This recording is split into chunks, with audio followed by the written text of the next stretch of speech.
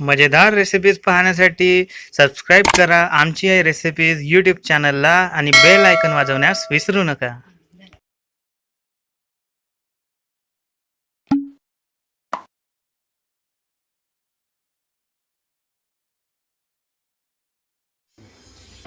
आता आपण हा भात शिजवून घेत आहोत.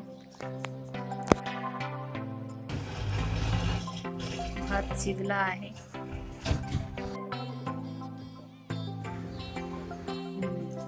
आता आपण पसरट भांड्यात एक कपडा टाकून त्याच्यावर भात ठेवून उन्हात वाळवू.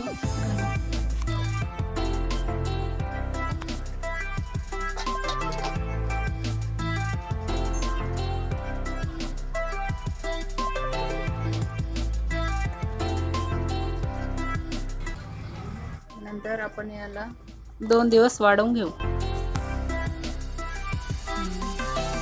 2 दिवस वाळवल्यावर हे तांदळासारखे होतील.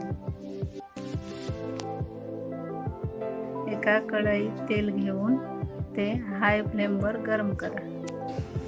तेल गरम झाल्यावर कुरड्याचे तांदूळ थोडे थोडे तेलात टाकून तळून घ्या. हे असे मुरमुरे वर येतात. ते झाऱ्याच्या साहाय्याने काढून घ्या.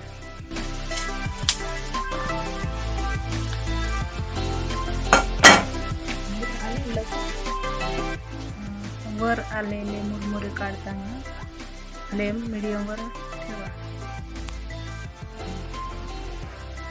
नाहीतर ते लालसर होतात, नाहीतर जळतात.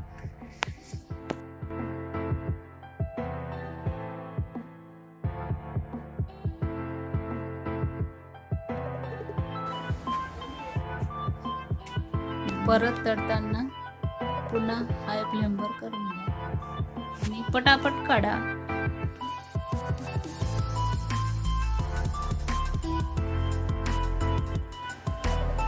तुमच्याकडे स्टीलची गारणी असेल तर ती सुद्धा तुम्ही वापरू शकता.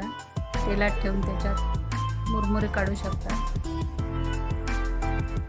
तर मुरमुरे लवकर काढून घेता येईल आणि ते लालसर होणार नाही, पांढरे राहतील.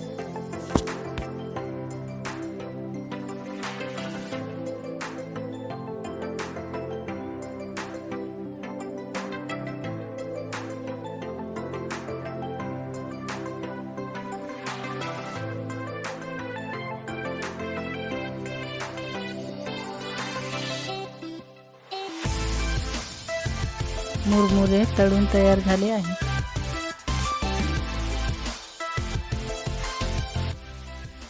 टिश्यू पेपरवर मुरमुरे पसरवून घ्या, म्हणजे त्याच्यात राहिलेलं तेल निघून जाते.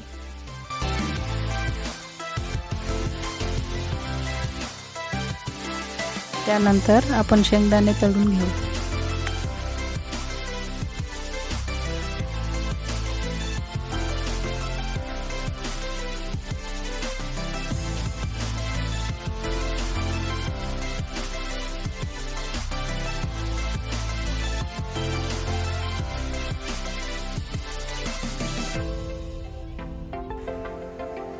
कुरड्याचे मुरमुरे एका भांड्यात घेऊन त्याच्यात थोडं तिखट, जिरा पावडर, कांदा, लसणाचे काप, कोथिंबीर,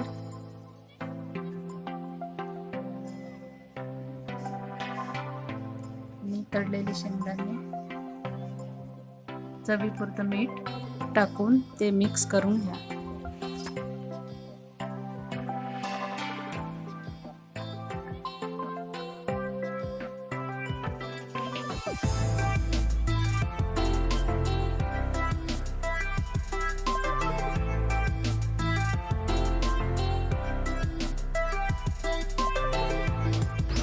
निंबू पिळून मिसळून घ्या.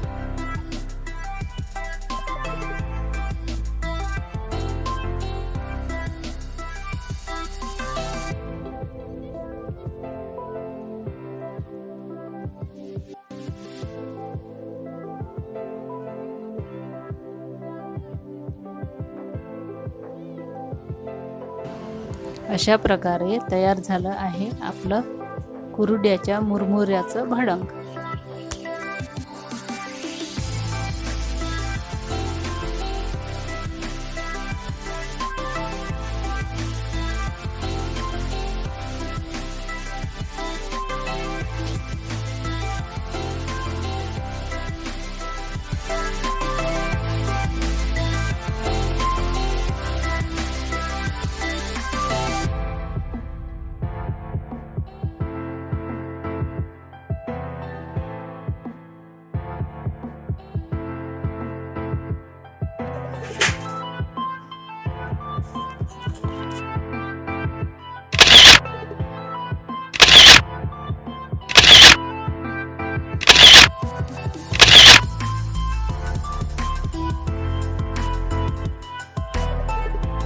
हा व्हिडिओ आवडला असेल तर लाईक करा, शेअर करा, सबस्क्राईब करा आमची आई रेसिपीज यूट्यूब चॅनलला.